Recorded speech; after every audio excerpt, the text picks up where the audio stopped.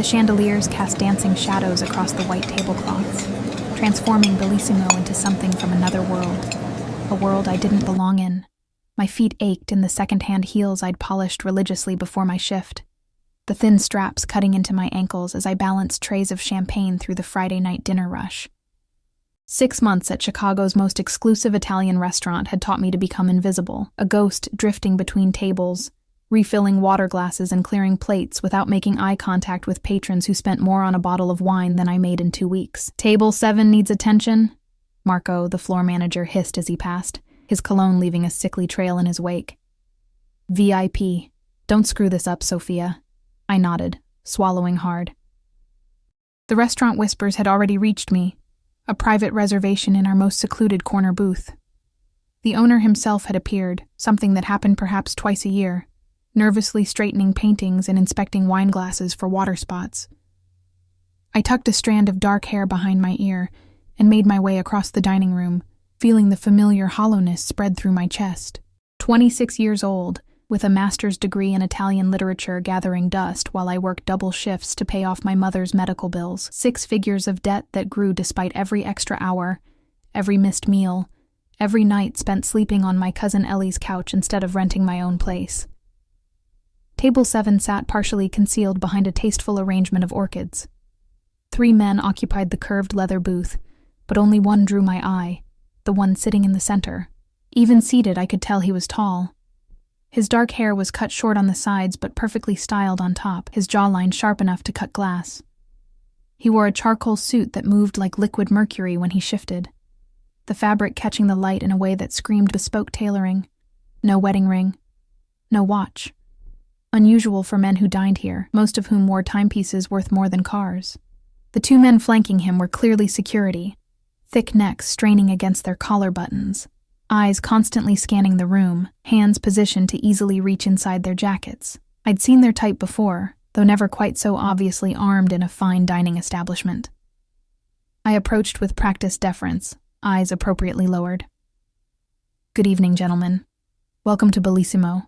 May I bring you something to drink while you look at the menu?"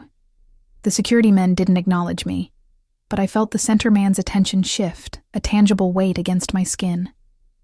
I forced myself to look up, meeting eyes so intensely blue they seemed artificial, like something airbrushed for a magazine cover. I'd expected coldness there, but instead found something worse. Curiosity.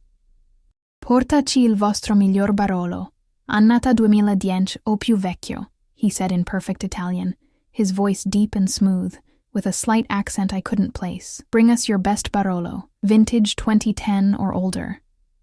The floor manager hovering nearby looked panicked, ready to rush over and translate. Before he could intervene, I responded automatically in the language I'd grown up speaking with my Sicilian grandmother. "Certamente, signore. Abbiamo un Barolo Riserva 2009 della cantina Conterno, che è eccezionale. Posso consigliare anche il Barolo Monfortino 2006, se preferisce qualcosa di più strutturato." "Certainly, sir. We have a 2009 Barolo Riserva from Conterno Winery that is exceptional. I can also recommend the 2006 Barolo Monfortino if you prefer something more structured." The silence that followed was absolute. The security men tensed, hands shifting subtly toward their concealed weapons. But it was the center man's reaction that sent ice through my veins. He froze completely, his glass blue eyes narrowing as they studied my face with new intensity. For 3 heartbeats, no one moved. Then his mouth curved into something not quite a smile. "Dove hai imparato a parlare così bene l'italiano? Where did you learn to speak Italian so well?" I shifted my weight, suddenly aware of the dangerous ground I was treading. "Mia nonna era siciliana. Ho vissuto con lei fino alla sua morte. 3 anni fa." My grandmother was Sicilian. I lived with her until her death, 3 years ago. He leaned forward slightly, the movement causing his security to mirror him. "Come ti chiami?" "What's your name?" "Sophia," I answered, fighting the urge to step back. Sophia Russo. Something flickered across his face. Recognition. It was gone too quickly to interpret. "The Monfortino," he said, switching to English, his accent now distinctly American with just a hint of something else beneath it. "And bring 3 glasses." He glanced at his security detail. "They won't be drinking, but I want you to join me." The request was so inappropriate, so against every protocol of the restaurant, that I froze. "I'm sorry, sir, but I'm not permitted to. I'm not asking." "First?" His tone hadn't changed, still conversational, almost friendly, but something beneath it made my skin prickle with warning. "What was your name again? Sophia?" Marco materialized at my side, his smile strained to breaking. "Mr. Vitale, it would be our pleasure to serve whatever you request. I'll personally retrieve the Monfortino and have Sophia bring it right out." Vitale. The name hit me like a physical blow. Luca Vitale, the man who owned half of Chicago's waterfront properties, whose name appeared in gossip columns linked to models and actresses, whose family had rumored connections to organized crime going back generations.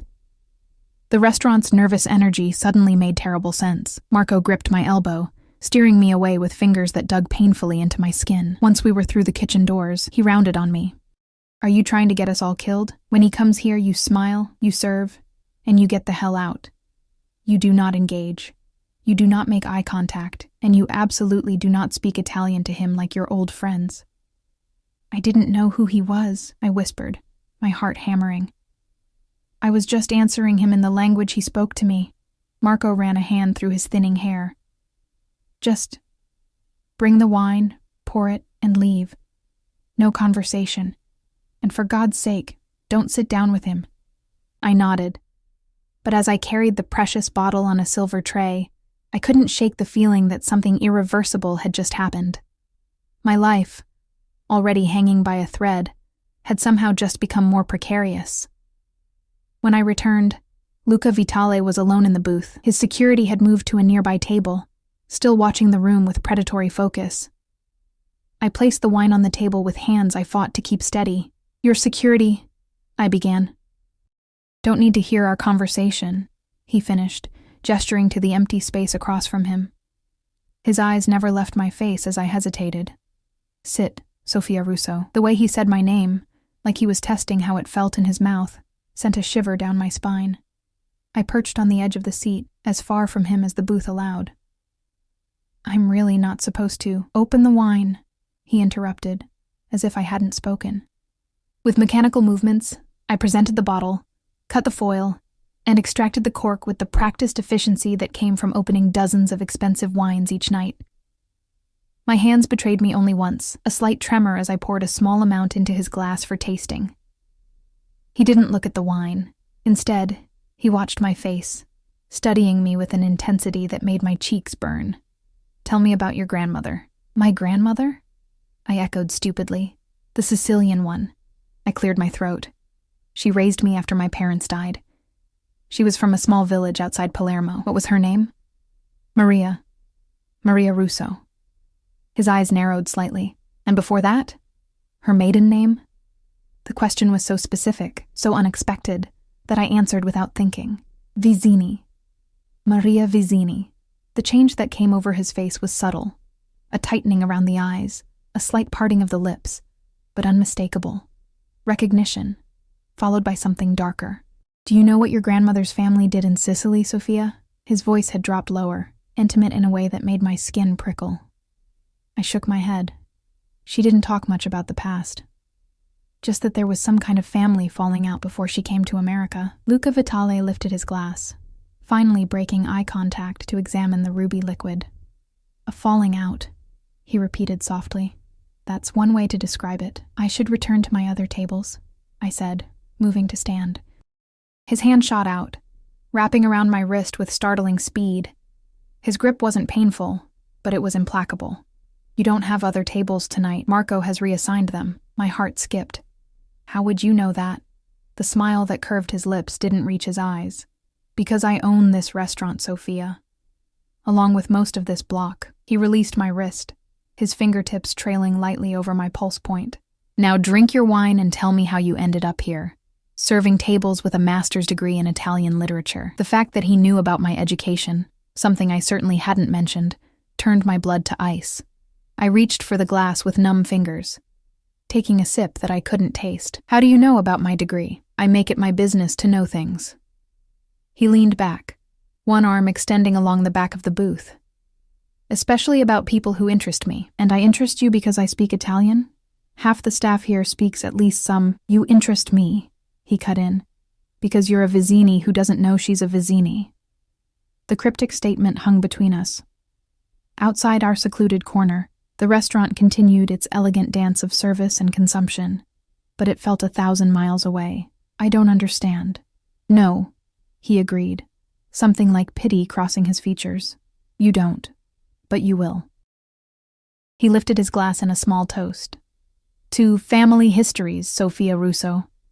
They have a way of catching up with us when we least expect it.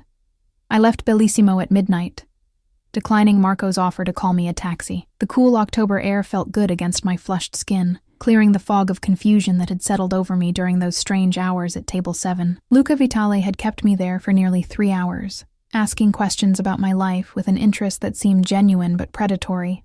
When he finally allowed me to leave, and it was very much him allowing it, he'd pressed a folded bill into my hand that I later discovered was $1,000. Consider it compensation for monopolizing your evening, he'd said, his fingers lingering against my palm. I'd tried to refuse, but he'd closed my fingers around it with his own. Take it, Sophia. You'll need it. Now, as I walked the 4 blocks to the L station, I couldn't shake the feeling of being watched. Twice I turned to check the sidewalk behind me, seeing nothing but late-night stragglers and a couple arguing outside a bar. Still, the sensation persisted. I was fumbling for my transit card when a black Bentley with tinted windows glided to the curb beside me. My heart lurched as the back window lowered, revealing Luca Vitale's face, shadowed but unmistakable. Get in, Sophia. We need to continue our conversation. I'm going home, I said, backing away. Whatever you want to discuss can wait until... Your apartment on North Richmond Street isn't safe tonight. He stated this like a simple fact. Neither is your cousin Ellie's couch. The mention of my cousin's name, of the place I actually slept, sent a jolt of pure terror through me. I froze, transit card clutched in my trembling hand. How do you... Get in the car, he repeated, his voice gentle but brooking no refusal. Please. It was the please that undid me. So incongruous, so unexpected from this man who seemed accustomed to immediate obedience. Before I could reconsider, I found myself sliding onto cool leather seats, the door closing behind me with the hushed precision of expensive engineering. As the Bentley pulled away from the curb, I realized I'd just made a terrible mistake. A mistake that would change everything. The interior of the Bentley smelled like leather and something woody. Sandalwood, perhaps. Luca Vitale sat beside me, a respectable distance away, but the confines of the car made his presence overwhelming. His driver and one of the security men occupied the front seats, separated from us by a privacy partition that rose silently at the touch of a button. You're frightened, Luca observed, his eyes reflecting the passing streetlights. You shouldn't be. You know where I live, where I sleep, what I studied in college, I said, pressing myself against the door. Men like you don't gather that information without a reason, and the reasons are rarely good. A smile ghosted across his lips. Men like me. Powerful men. Dangerous men. I swallowed hard. Men connected to organized crime. Instead of denying it, he merely tilted his head. Your grandmother never told you about your family? Nothing at all? She told me they had olive groves in Sicily, that she left after some kind of dispute. I watched his face for a reaction. But that's not true, is it? The olive groves existed, he conceded. As for the dispute, he reached into his jacket and removed a silver flask, taking a small sip before offering it to me. I shook my head.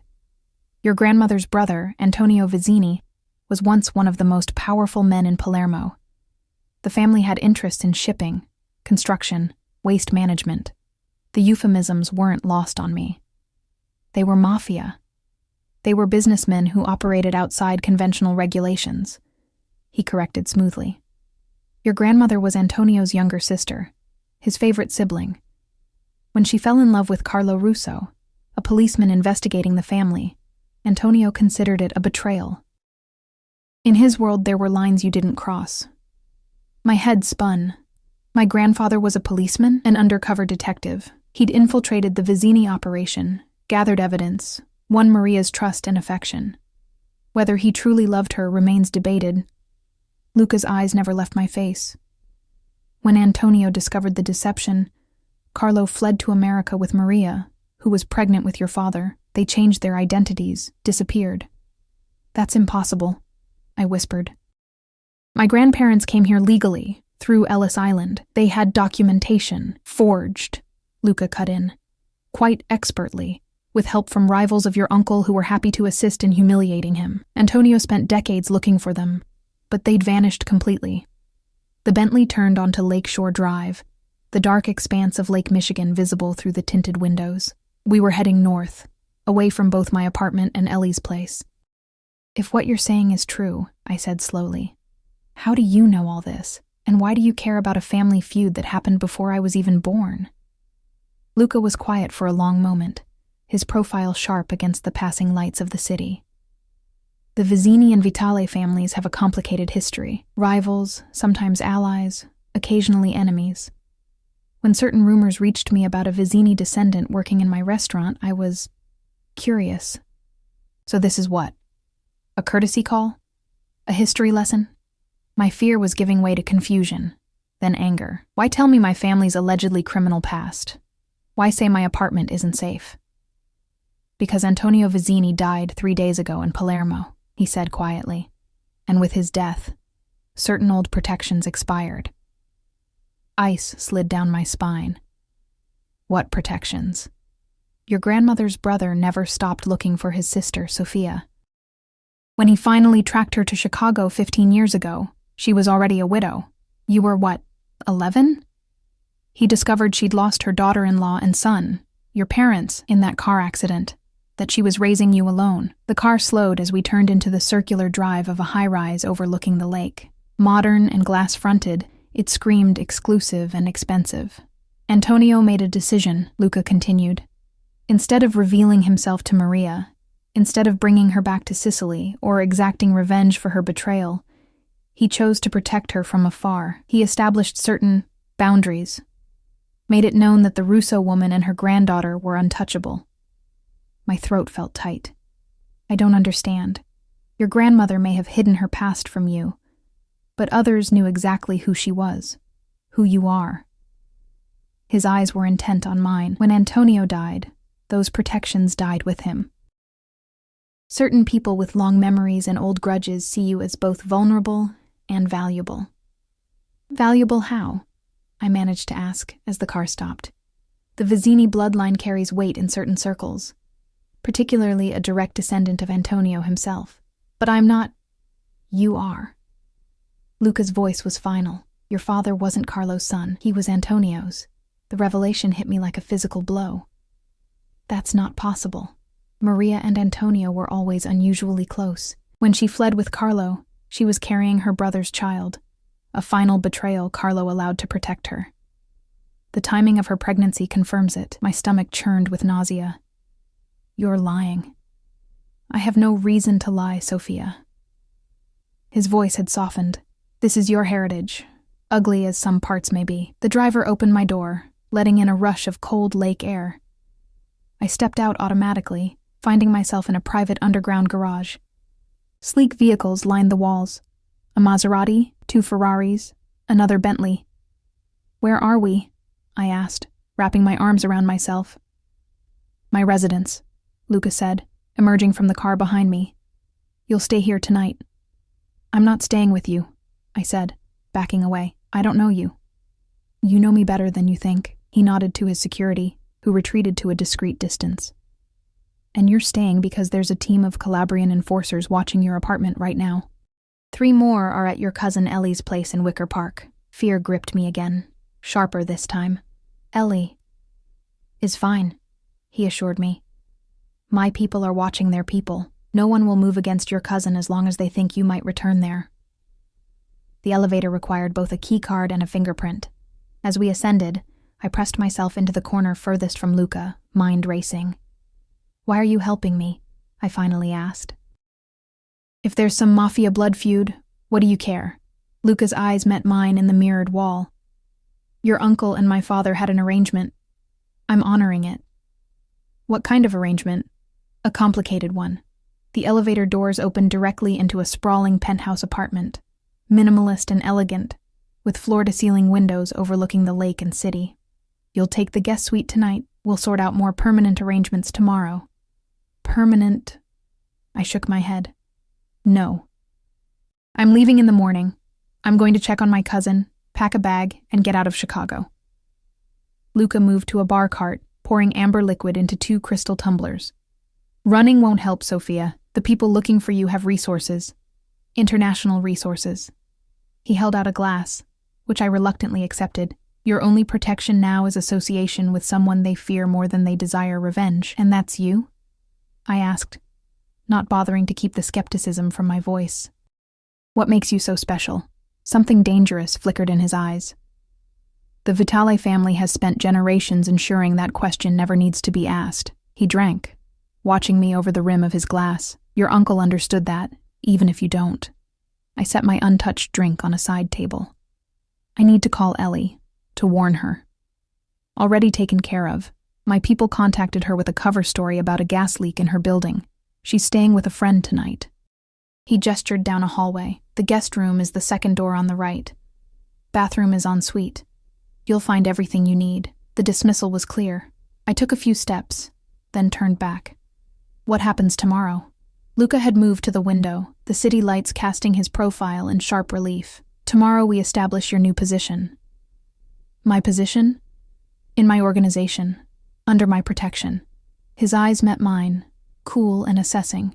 The only question is what that position will be. The implication sent heat rushing to my face. If you think I'm going to... Get some rest, Sophia, he interrupted. We'll discuss the details in the morning. The guest room was larger than my cousin's entire apartment, decorated in shades of cream and pale blue. The attached bathroom gleamed with marble and chrome. On the bed lay a silk pajama set with the tags still attached. My size exactly. The sight of those pajamas, the presumption that I would stay, that I would wear what he provided, sent a fresh wave of anger through me. I was being managed, handled, controlled by a man I'd met mere hours ago. I checked the bedroom door. No lock. The windows, sealed shut. 40 floors up, it didn't matter anyway. My phone had died hours ago, and I'd left my charger at Ellie's. I was effectively cut off, trapped in this beautiful cage with a man who dealt in threats and cryptic statements about my apparently incestuous family history. I sat on the edge of the bed, finally allowing the tears that had been building all night to fall. My grandmother, the woman who'd taught me to make cannoli and recite Dante, had been living a lie. My entire identity was built on fabrications. A soft knock at the door made me quickly wipe my eyes. I expected Luca, but instead found a middle-aged woman with a kind face and a tray. Mr. Vitale thought you might be hungry, she said, setting down a plate of pasta and a glass of water. Thank you, I managed. Do you live here? She smiled. I'm Mr. Vitale's housekeeper. I live in the staff quarters downstairs.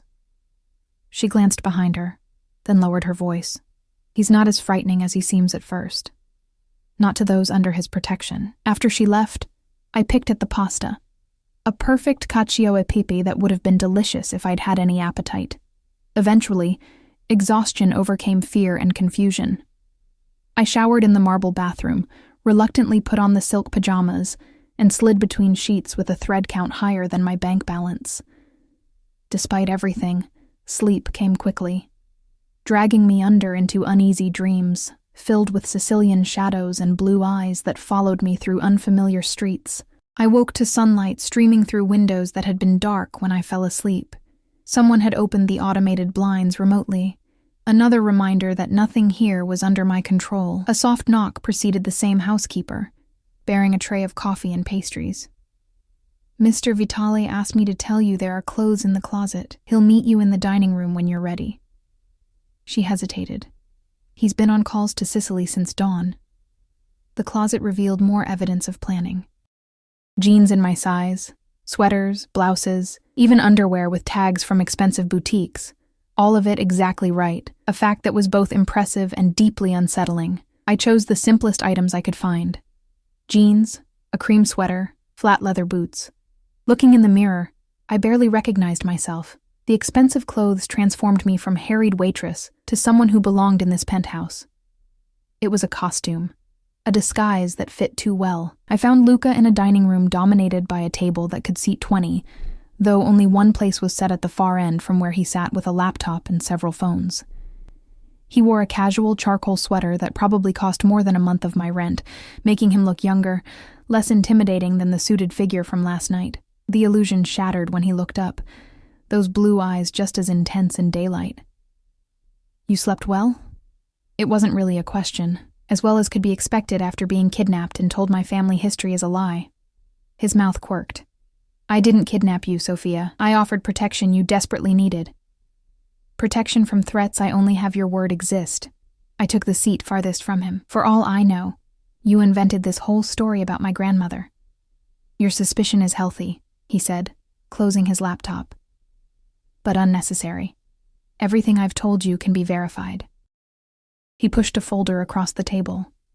"Starting with this." Inside were photographs, old, yellowed with age. A young woman who was unmistakably my grandmother, standing beside a handsome, serious-faced man in a Sicilian street. More photos of the same man with other people, at what appeared to be business meetings and social gatherings. "Antonio Vizzini," Luca supplied. "Your grandfather, though he was introduced to the world as your great-uncle." I stared at the man's face, searching for resemblances. The shape of the eyes, perhaps, the set of the jaw. These prove nothing. "Keep looking." Beneath the photos lay newspaper clippings in Italian. My translations were rusty, but I caught phrases. Vizzini Organization, Police Investigation, Carlo Russo, Undercover Detective. The final item was a birth certificate, my father's, with Carlo Russo listed as the father, but with a birth date that made the timeline suspicious if my grandparents had only just arrived in America. "This could all be fabricated," I said, but my voice lacked conviction. "It could," Luca agreed.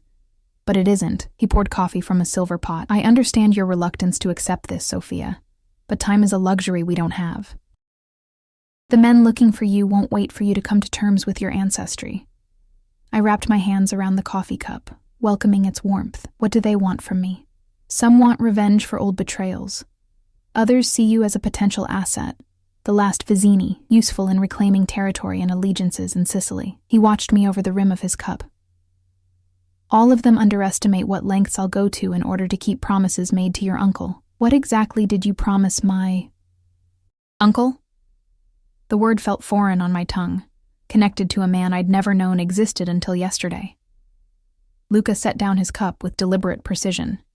"Antonio saved my father's life during a territorial dispute in the 90s.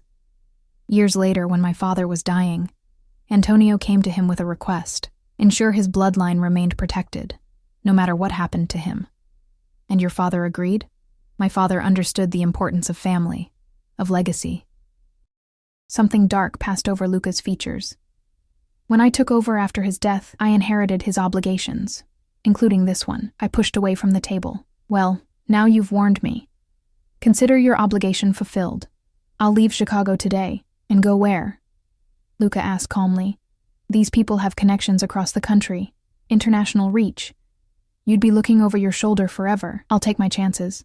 Your cousin won't have that luxury." The words stopped me cold. "The moment you disappear, Ellie becomes leverage to draw you out." Nausea rose in my throat. "You said she was safe. She is.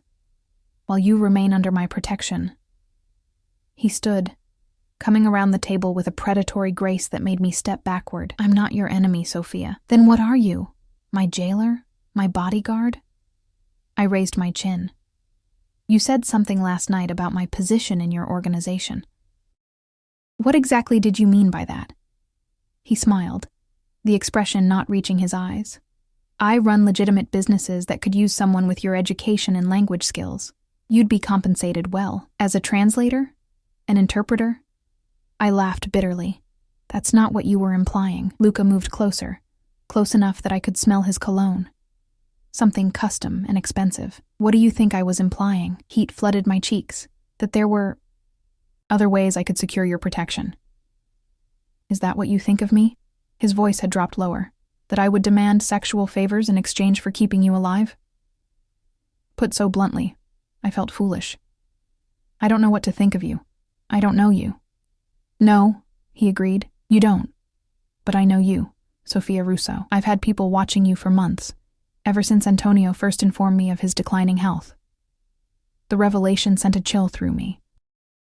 You've been stalking me, protecting you, even before you knew you needed protection. He reached out, tucking a strand of hair behind my ear with a familiarity that made me flinch. You work double shifts to pay your mother's medical bills. You sleep on your cousin's couch to save money. You visit your grandmother's grave every Sunday with white lilies. You read poetry in the park during your lunch breaks. You've been alone for so long, carrying burdens no one should have to carry by themselves. Each detail of my life, recited in his smooth voice, felt like a violation. Stop it. Why? Because it frightens you to be seen? His hand lingered near my face. Or because it frightens you that I'm the one seeing you? I stepped away, putting the dining table between us. What happens if I refuse your protection?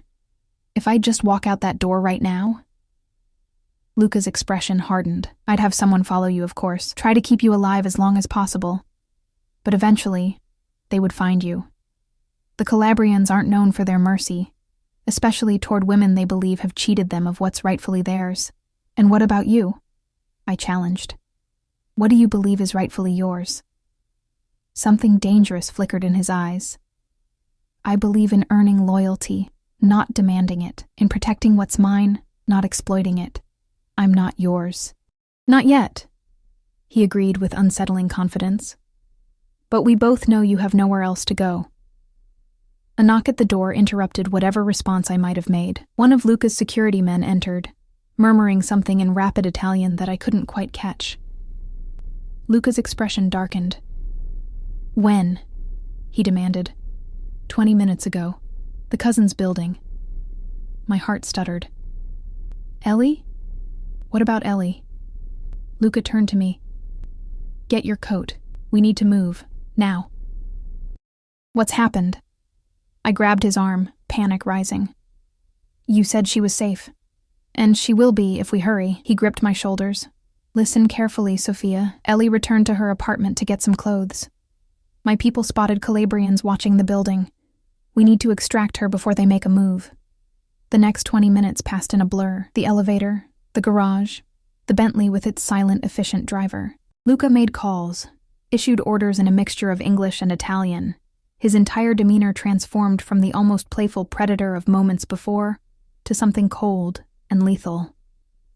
I sat beside him, terror for my cousin eclipsing any fear I might have had of him. If they hurt her, they won't. Luca's voice brooked no argument. They want you, not her. But they'll use her to get to you if given the opportunity. The Bentley glided through Chicago traffic with unnatural ease, as if other vehicles sensed the danger inside and moved aside. As we approached Ellie's neighborhood, Luca handed me a small object, a sapphire pendant on a delicate chain. Put this on. What? Why? It's a tracker, he said bluntly. If we're separated, I need to be able to find you. The idea of being electronically tagged like an animal made me recoil, but the urgency in his voice convinced me. I fastened the necklace with trembling fingers. There's a microphone embedded as well, he added. If you're in danger, say Azure, and the security team will hear you. We turned onto Ellie's street, a row of renovated brownstones popular with young professionals. Luca pointed to a black SUV parked halfway down the block. Calabrians, he said grimly. They've been more efficient than I anticipated. He touched his earpiece. Status on the girl? Whatever he heard made his jaw tighten. Change of plans. He turned to me. Ellie isn't answering her door or her phone. We need to assume they've already made contact. You said they wouldn't hurt her. And they won't, as long as they believe she's useful in getting to you. He reached inside his jacket, removing a sleek handgun that he checked with practiced efficiency. The sight of the weapon made this nightmare suddenly, terribly real. What are you going to do? Get your cousin. Eliminate any threats. He tucked the gun away. Stay in the car until I return. I'm coming with you, I said, reaching for the door handle. Ellie will be terrified. She knows me. Luca caught my wrist, his grip like iron. If you walk into that building, you're giving them exactly what they want. They'll take you both. Then what do we do? Just sit here while... My question was cut short by the ringing of a phone. Not one of Luca's, but mine, which I'd left dead in my purse the night before. Somehow it was now charged. Luca nodded for me to answer, pressing a button on his watch that I suspected might be recording the call. Hello? My voice sounded thin, frightened. Sophia. Ellie's voice, high with panic. Soph, there are men here. They say they're looking for you. They won't let me leave. Ellie, are you hurt? I gripped the phone tighter. Have they touched you? No, but they... Her voice cut off, replaced by a man's, heavily accented. Ms. Russo, a pleasure to finally speak with you. The voice was cultured, almost pleasant. I believe we have a mutual acquaintance in Luca Vitale. Luca's eyes narrowed at the mention of his name. He held out his hand for the phone, but I shook my head. Who is this? I demanded. Someone with a vested interest in your family's legacy. Someone who believes that legacy has been... mismanaged. A pause. I would like to discuss this with you in person. Your cousin will remain our guest until then. If you hurt her, please, Ms. Russo. We are businessmen, not barbarians. The voice hardened slightly, but make no mistake. We will do what is necessary to secure what is rightfully ours. What do you want from me? Come to your cousin's apartment, alone. We will discuss terms. The line went dead. I looked up at Luca, who had heard every word through the car's integrated system. His expression was thunderous. I have to go in there, I said, reaching again for the door. Absolutely not. His tone left no room for argument. The moment you enter that building, you'll both be on a private plane to Calabria. I wouldn't be able to help you then. Then what's your plan? Storm the building? Shoot everyone? I shook my head. Ellie will be caught in the crossfire. Luca was silent for a long moment, his eyes calculating. Finally, he pressed a button, lowering the partition to address his driver. Plan B. Full tactical response. No casualties on our side. The driver nodded, speaking rapidly into a discreet microphone on his lapel. Around us, I became aware of movement. Men emerging from parked cars, others appearing at the corners of the street, all moving with military precision toward Ellie's building. What are they going to do? I whispered. What they're trained to do, Luca replied coldly. Eliminate threats. For 15 agonizing minutes, nothing seemed to happen. Then, sudden movement. The front door of Ellie's building opening, a group of Luca's men escorting my cousin to a waiting car. Behind them, more security personnel emerged, half-dragging 2 men in dark suits. Relief flooded through me at the sight of Ellie, apparently unharmed. Thank God. Luca's hand settled on my knee, a gesture both possessive and reassuring. It's not over. The men they captured are foot soldiers. The one who called you, their leader, isn't among them. As if summoned by his words, a sharp crack echoed through the street. A gunshot. Luca reacted instantly, shoving me down into the footwell of the car as the driver accelerated away from the curb, tires screeching. More shots rang out, one hitting the Bentley's window with a dull thud. Bulletproof glass, I realized with detached clarity. Luca had produced his weapon again, speaking rapid commands into his earpiece. Get the girl to the safe house. We've got company. The Bentley careened around a corner, throwing me against Luca's legs. I clutched at the leather seats, terror a living thing in my chest. Ellie is fine. My people have her. Luca pulled me up beside him as the car straightened out, one arm keeping me secure against his side. But we've got a tail, 2 vehicles. Through the rear window, I could see black SUVs in pursuit, gaining on us despite our driver's skill. Who are they? I gasped. The man who called you is named Giancarlo Bianchi. He believes he has a claim to the Vizzini territories through a marriage alliance 2 generations ago. Luca's voice was clinically detached. He's been waiting for Antonio's death for years, planning how to seize control. The Bentley swerved onto Lakeshore Drive, accelerating to dangerous speeds. One of the pursuing vehicles fell back, but the other maintained its distance. He sees you as the key to legitimizing his claim, Luca continued. With the last Vizzini blood under his control, certain old alliances would recognize his authority. Under his control? What does that mean? Luca's eyes met mine, cold as glacier ice. It means he would force you to marry him. Or his son. A political alliance sealed in blood. The barbarism of it, the medieval concept of forced marriage as a power play, left me speechless. This couldn't be real. Such things didn't happen in 21st century America. My people need time to secure a perimeter, Luca said grimly. We need to lose our tail. He leaned forward, speaking to the driver in rapid Italian. The man nodded, making a sharp turn off the main road into a tangle of side streets. The SUV followed, closing the distance. If they catch us, I began. They won't. Luca's arm tightened around me, but if something goes wrong, remember what I told you. Say Azure, and my team will find you. Why are you doing this? I whispered. Risking your life, your men, for someone you barely know. For a moment, something almost tender crossed his features. I told you. I made a promise. It's more than that, I insisted. No one does this for a promise alone. The Bentley screeched around another corner, momentarily losing our pursuit. Luca took advantage of the reprieve, turning fully toward me. Your uncle and I met several times in the last years of his life, he said quietly. He spoke often of the granddaughter he never knew, the last of his bloodline. He showed me photographs, surveillance photos, like the ones I later commissioned. He was proud of you, your resilience, your intelligence. The idea that this unknown man, my biological grandfather, had been watching me from afar, taking pride in my accomplishments, sent a strange pang through my chest. During his final visit to Chicago, Luca continued, Antonio asked to drive past your restaurant. He watched you through the window for nearly an hour. It was the closest he ever allowed himself to get to you. Tears pricked at my eyes, unexpected grief for a connection I'd never known existed. Why didn't he tell me? Why keep the truth hidden all these years?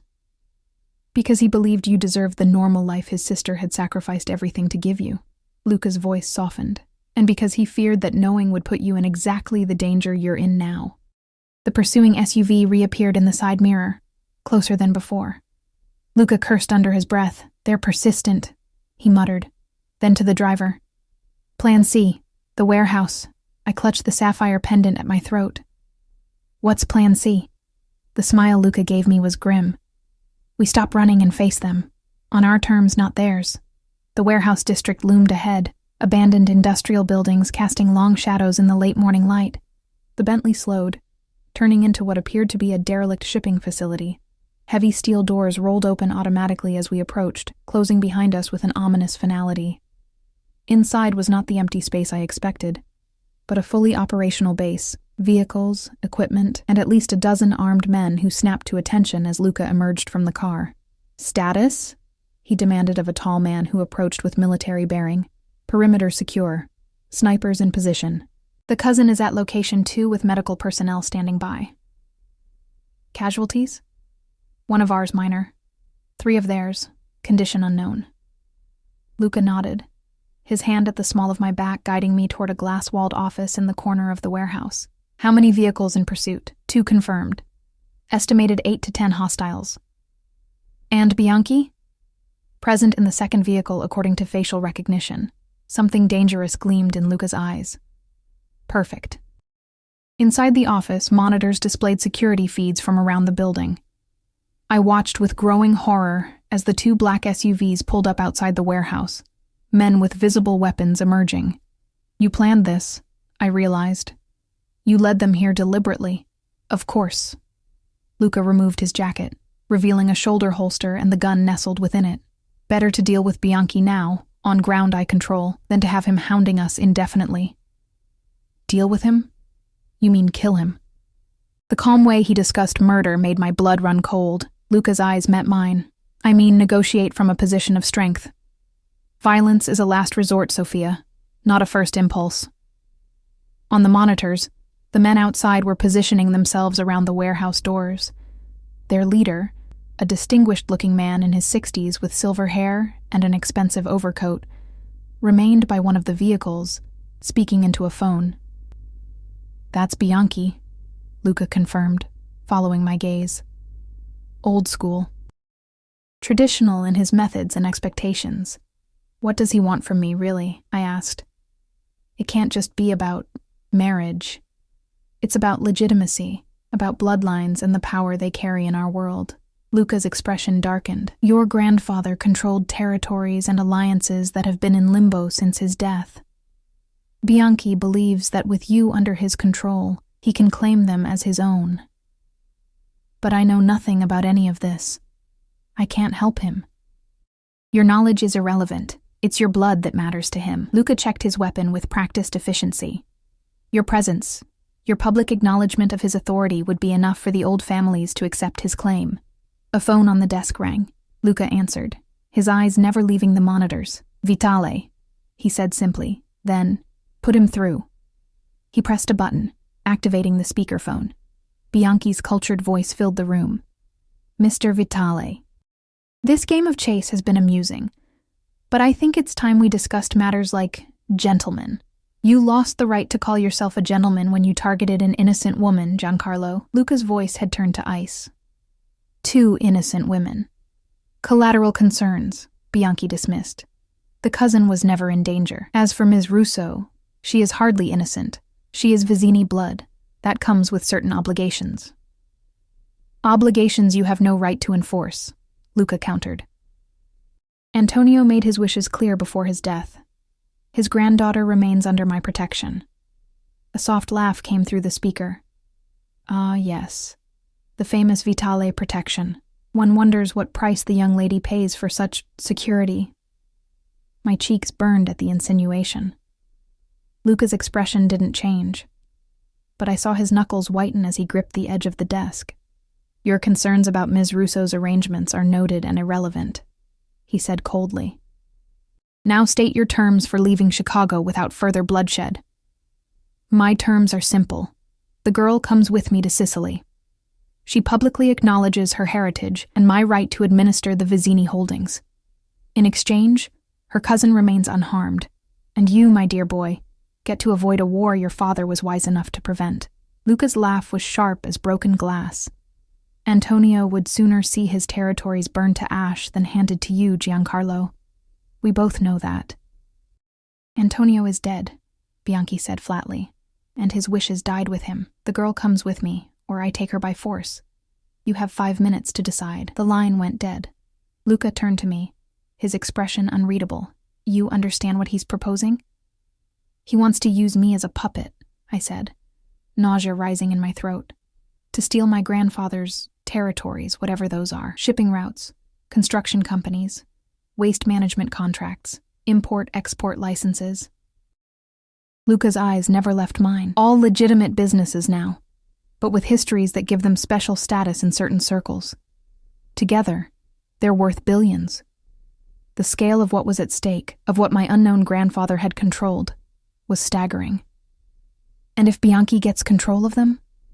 He'll strip them for assets, dismantle the charitable foundations Antonio established, and use the proceeds to rebuild the criminal empire your grandfather spent his final decades dismantling." Luca's voice hardened. Hundreds would lose their jobs. Communities that have come to rely on Vizzini support would suffer. My head spun with implications I couldn't fully grasp. What happens if I just walk away? Disappear somewhere he can't find me? You'd be looking over your shoulder forever.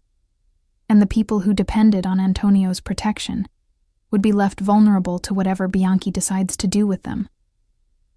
The unfairness of it all hit me like a physical blow. This isn't my world. I didn't ask for any of this. Few of us ask for the legacies we inherit, Sophia. Something like compassion crossed Luca's features. But we all must decide what to do with them. On the monitors, Bianchi's men had taken up offensive positions. One was setting what appeared to be explosive charges on the main doors. "We're out of time," Luca said grimly. "There's a secure room behind this office.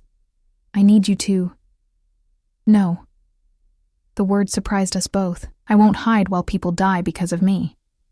This isn't a game, Sophia. These men will kill to control me. I finished.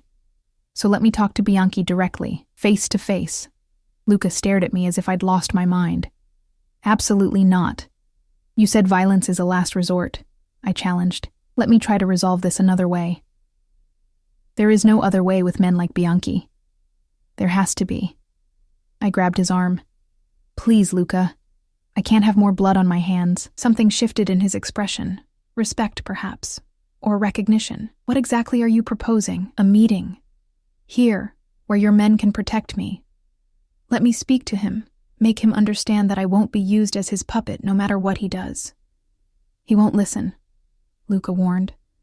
Men like Bianchi don't accept rejection. Then at least I'll have tried, I insisted. Before people start dying in my name. Luca studied me for a long moment, those blue eyes searching mine for something I couldn't name. Finally, he nodded once. On my terms, he said. You don't leave my side. You wear a vest, and at the first sign of danger, we end the meeting. Relief washed through me. Thank you. His hand caught mine, gripped tight enough to ensure I understood his seriousness. If this goes wrong, it won't, I said with more confidence than I felt. If it goes wrong, he continued, say Azure and run. My men will cover you. 20 minutes later, I stood beside Luca in the center of the warehouse, surrounded by his security team in a protective formation. I wore a lightweight bulletproof vest beneath a loose sweater, cold comfort against the heavily armed men now entering through the main doors.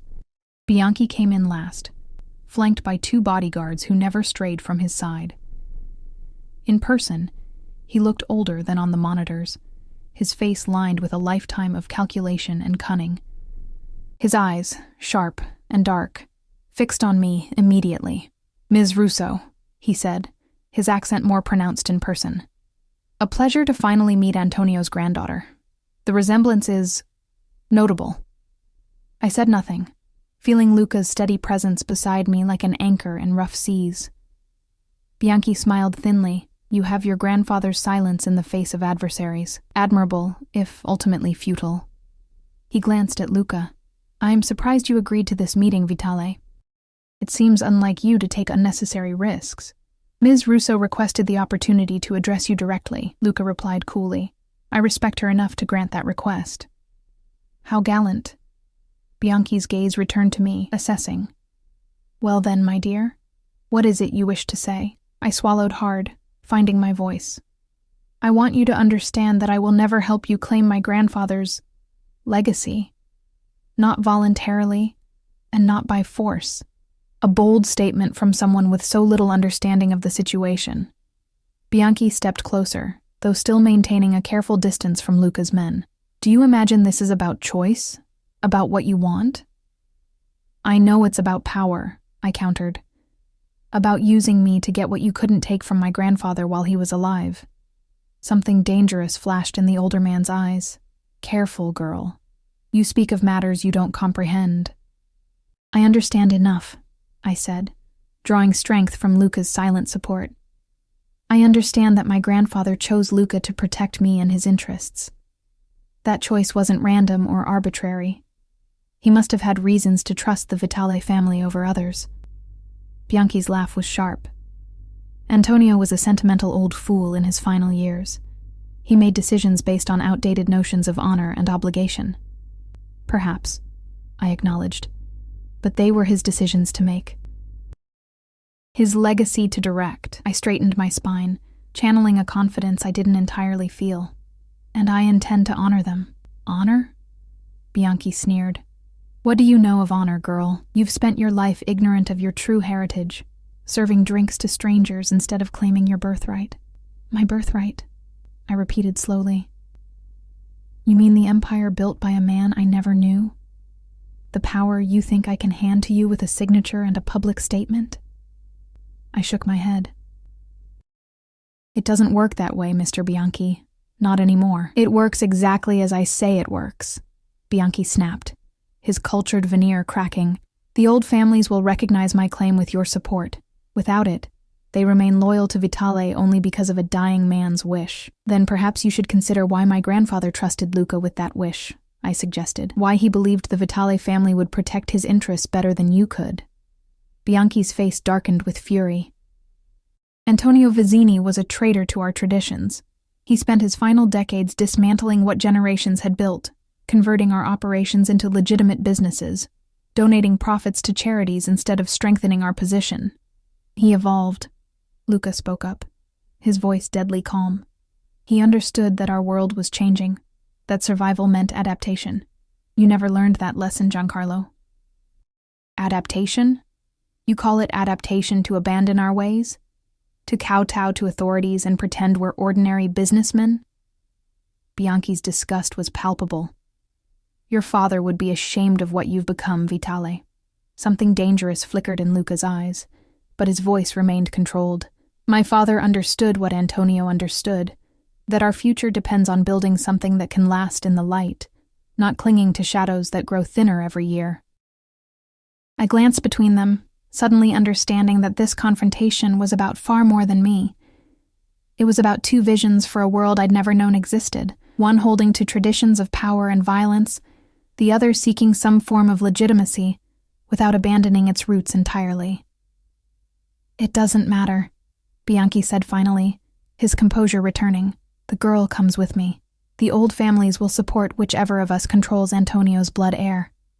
And if I refuse? I asked. Bianchi smiled coldly. Then Mr. Vitale's considerable security forces will be tested against mine. Perhaps they'll even prevail today. But tomorrow? Next week? Can he protect you forever, Ms. Russo? Can he protect your cousin, your friends, everyone you care about? I slid down my spine at the implied threat. Luca tensed beside me, his hand moving subtly toward his weapon. There's another option, I said quickly, before violence could erupt. One that honors my grandfather's wishes while acknowledging the concerns of the old families. Both men looked at me with similar expressions of surprise. I'm listening, Bianchi said cautiously. I took a deep breath. A partnership, between the Vitale operations and whatever legitimate interests you control, managed jointly with profits shared according to investment and contribution. Luca stiffened beside me. Sophia, I pressed on. My grandfather clearly wanted his businesses to continue under Vitale protection, but if the old families have concerns about succession and tradition, perhaps a formal alliance would address them.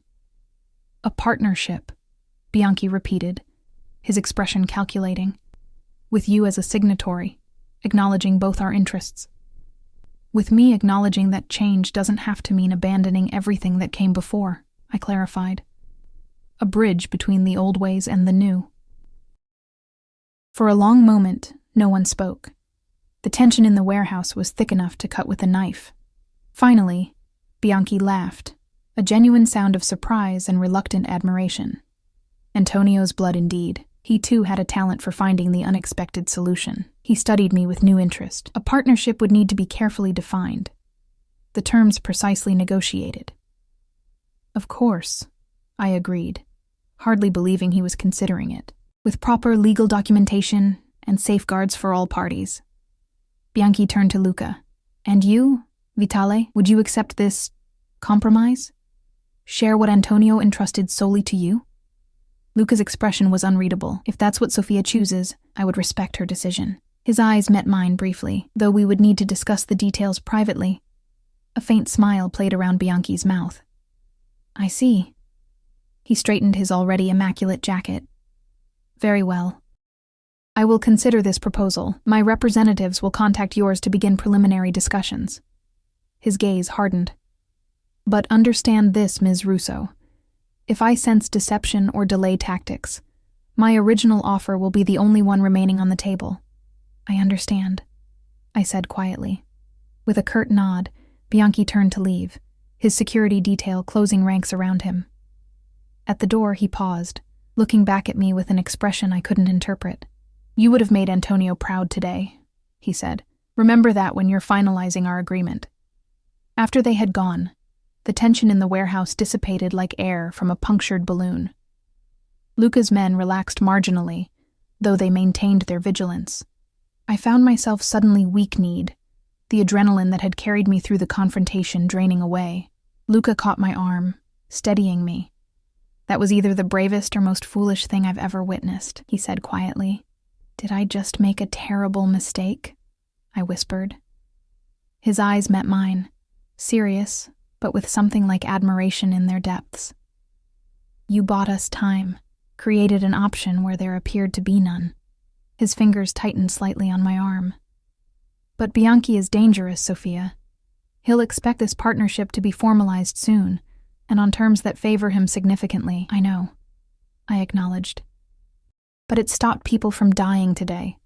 That has to count for something. For a moment, something almost gentle crossed Luca's features.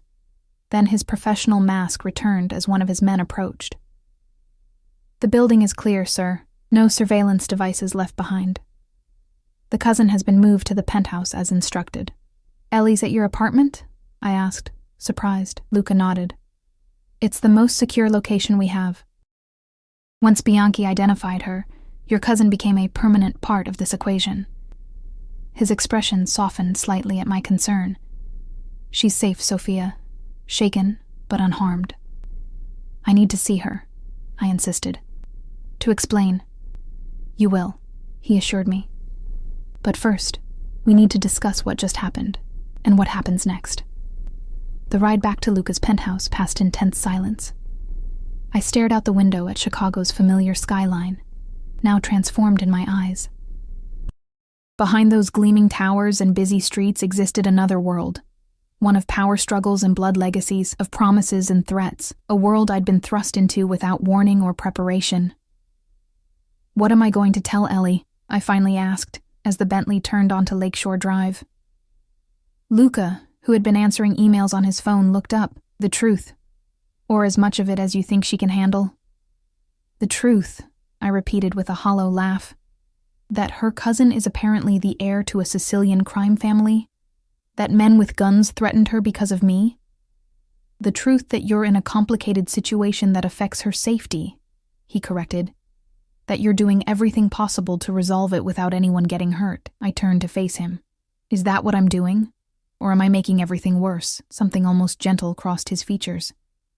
You're adapting to circumstances that would break most people, Sophia. Give yourself some credit for that. The unexpected praise warmed me despite everything. What would you have done if I hadn't suggested the partnership? Eliminated the threat, he said simply. Permanently. The matter-of-fact way he discussed what amounted to murder should have horrified me. Instead, I found myself oddly grateful for his honesty. And now? Now we prepare to negotiate with Bianchi while strengthening our position. His eyes met mine. Which means formally establishing your place within the Vizzini Vitali organization. My place, I echoed. As what, exactly? The Bentley slowed as it approached Luca's building. That depends on what you want, Sophia. You've bought us time, but decisions still need to be made. In the underground garage, 2 security men met the car, escorting us to the private elevator. Luca's hand rested at the small of my back, a gesture that had become strangely familiar in the space of a day. What would Antonio have wanted for me? I asked as the elevator ascended. Luca considered this. He wanted you protected, first and foremost. Beyond that, he hesitated. I believe he hoped you might eventually take an interest in what he built. Not the original operations, but what they became. The legitimate businesses, the foundations, the charitable trusts. He was proud of the transformation. The elevator opened directly into the penthouse. Before I could respond, a blur of motion crashed into me. Ellie, her face tear-streaked but unharmed, wrapping me in a desperate hug. Sophia, oh my God, what is happening?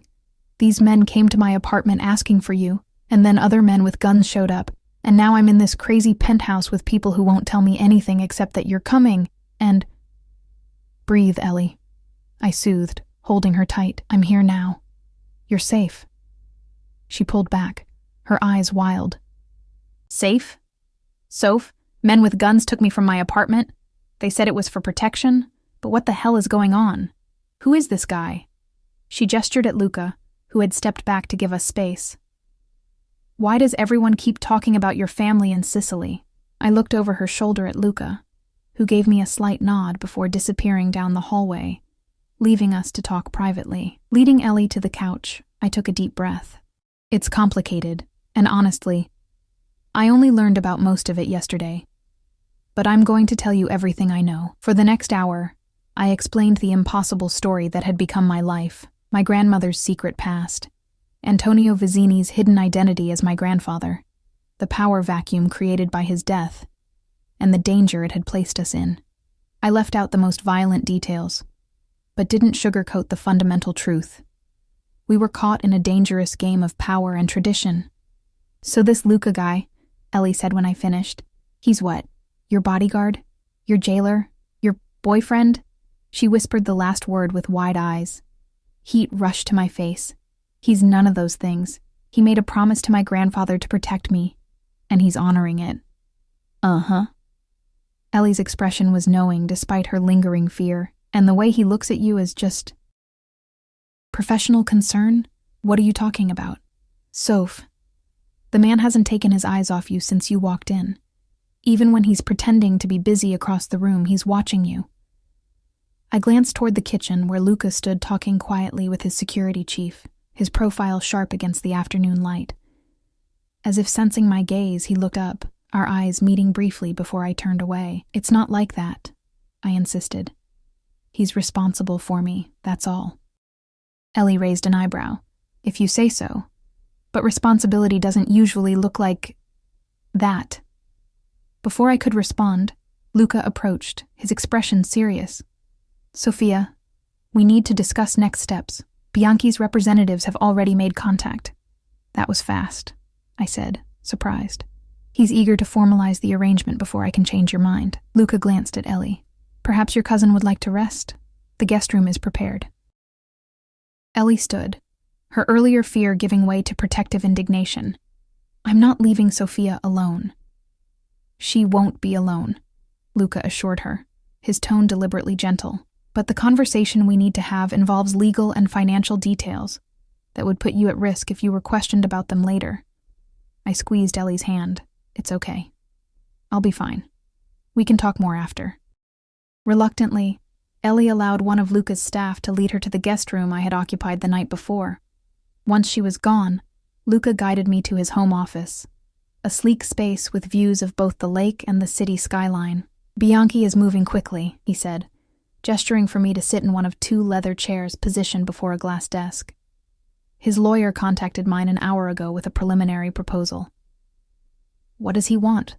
I asked, bracing myself. 40% ownership of all Vizzini holdings, board positions in the 3 largest companies, and a formal introduction to the old families with you, publicly acknowledging his role as your advisor and partner. Luca's expression remained neutral, but I sensed his disapproval. And what do you think? I think it's excessive, but not unexpected. He sat across from me, his posture relaxed but alert. The question is what you want, Sophia. What I want? I laughed bitterly. I want my normal life back. I want to not be responsible for billion-dollar enterprises I know nothing about. I want my cousin safe, and this nightmare over. And if those aren't options, he pressed gently. I met his gaze. Then I want to honor my grandfather's wishes, to protect what he built, what he transformed his empire into. I hesitated, and I don't want anyone else hurt because of me. Something like approval flickered in Luca's eyes. Then we counter-offer. 20% ownership for Bianchi, advisory board positions only, and a formal introduction that acknowledges his historical connection to the Vizzini family without granting him any authority over you. Will he accept that? Not initially, Luca admitted, but it gives us room to negotiate while my people finish compiling evidence of his less legitimate operations. Evidence? I echoed. A cold smile touched Luca's lips. Insurance. In case Bianchi decides partnership isn't enough after all, the casual way he discussed leverage and threats should have disturbed me. Instead, I found myself oddly comforted by his thoroughness, his readiness to protect what was, apparently, now mine. There's something else we need to discuss, Luca continued, his expression growing more serious. Your official role in the organization. Bianchi will expect it to be clearly defined before any agreement is finalized. I told you, I don't know anything about running businesses, especially ones with complicated histories. You'll learn, he said simply. Antonio left detailed records, and I can guide you through the transition. And if I don't want this responsibility, I challenged. If I want to walk away once Bianchi is dealt with? Luca studied me. Is that what you want, Sophia? To return to serving wine to strangers and sleeping on your cousin's couch? To pretend none of this exists while others manage your inheritance? Put that way, it sounded absurd. Yet the alternative, stepping into a world of power and danger I barely comprehended, seemed equally impossible.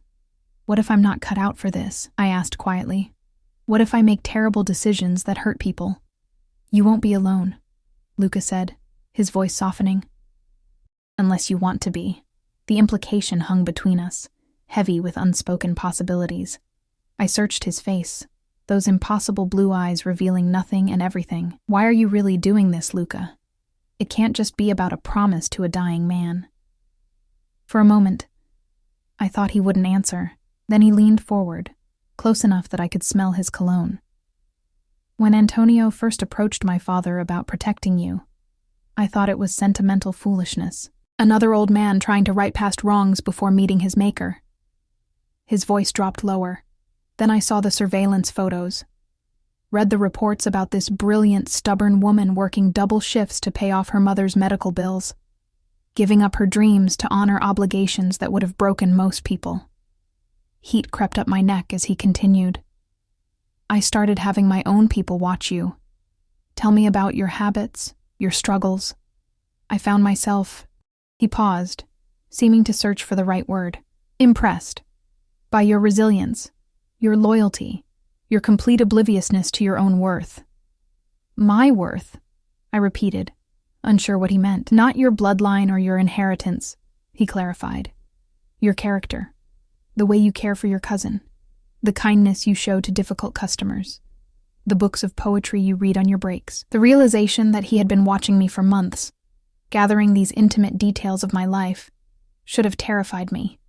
Instead, I felt strangely seen, truly seen, perhaps for the first time. So, what happens now? I asked, my voice barely above a whisper. Now we negotiate with Bianchi, formalize your position, ensure your safety and your cousin's. Luca's eyes held mine, and perhaps explore what exists between us, beyond obligations and promises. My heart stuttered.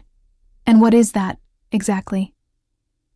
Instead of answering, he reached across the desk, his fingers brushing mine in a touch so light it might have been accidental if not for the intent in his gaze. Only what you want it to be, Sophia. His voice had roughened slightly. I protect what's mine, but I don't claim what isn't freely given.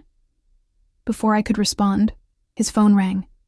The secure line dedicated to his security team. Luca answered with a curt, Vitale, his expression darkening as he listened. When? He demanded. How many? A pause. Lock down the building. Full protocol. I'll handle it. He ended the call, immediately standing. Bianchi's men have been spotted in the lobby. It seems he's decided to accelerate negotiations. Fear gripped me. Ellie is safe, he assured me. The residential floors are secure, but we need to move quickly. He crossed to a painting on the wall, swinging it aside to reveal a safe.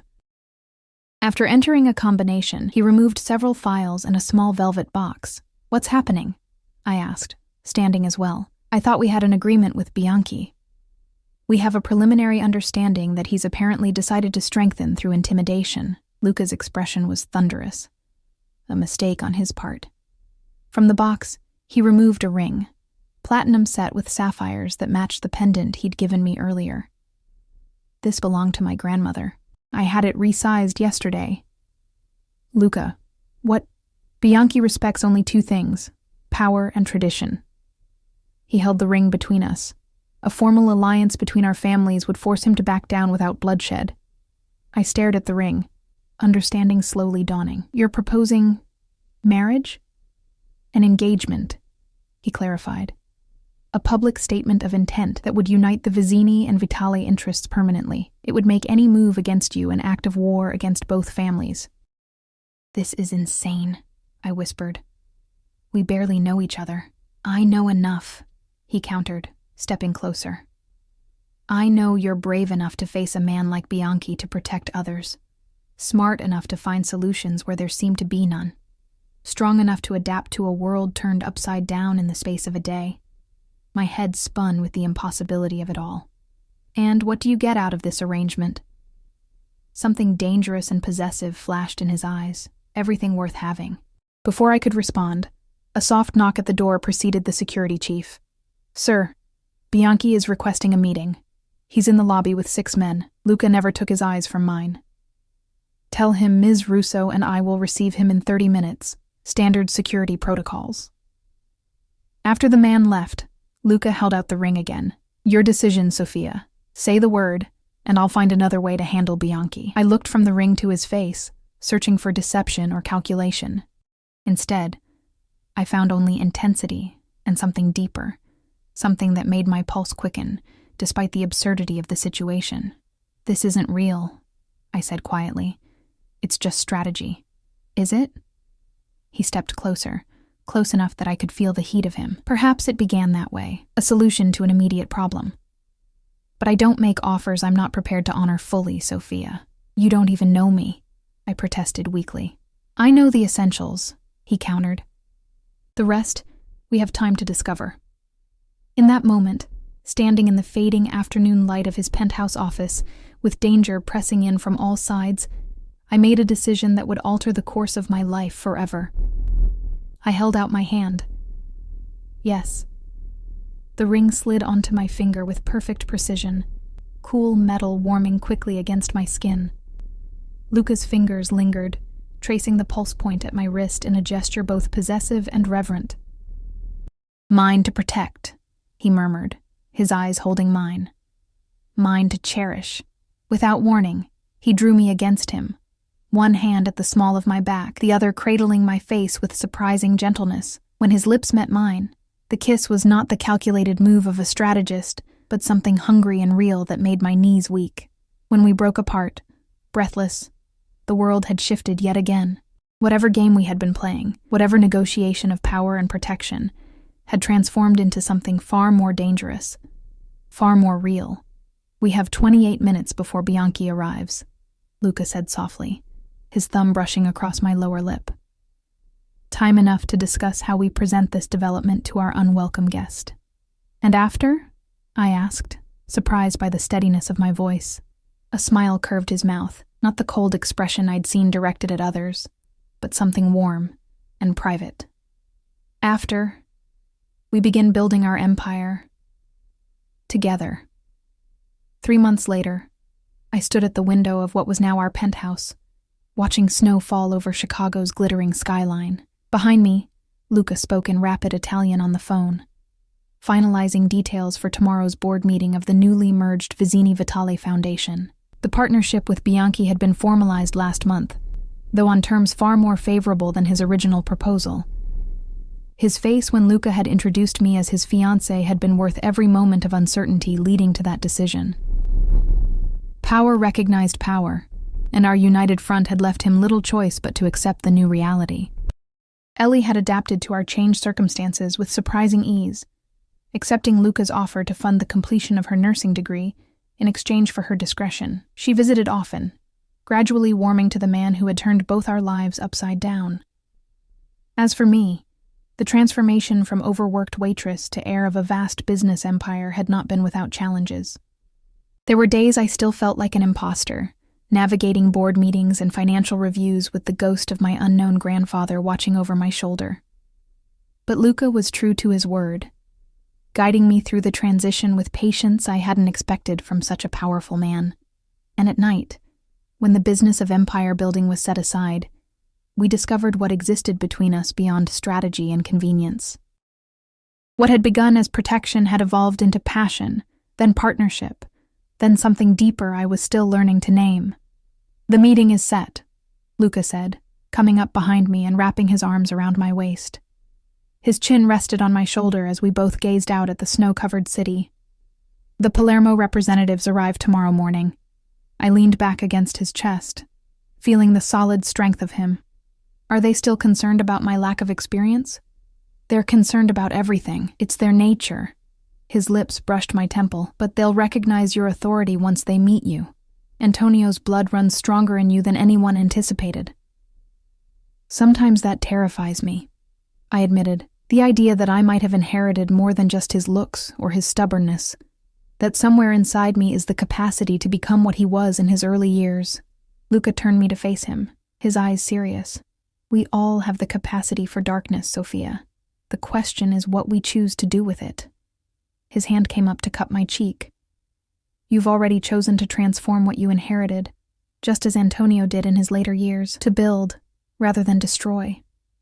My fingers traced the lines of his face, still discovering the map of this man who had become the center of my new world, with your help. "Always," he promised, capturing my hand and pressing a kiss to the palm. "Mine to protect, mine to cherish. Yours," I agreed, the word no longer frightening but freeing. In choosing him, in choosing this life, I had found a strength I never knew existed within me, the strength not just to survive, but to thrive in this dangerous, beautiful world we now ruled together. Outside, snow continued to fall, covering the city in a blanket of white that transformed even its harshest edges into something magical. A new beginning, a clean slate on which to write our shared future, one decision, one day, one kiss at a time.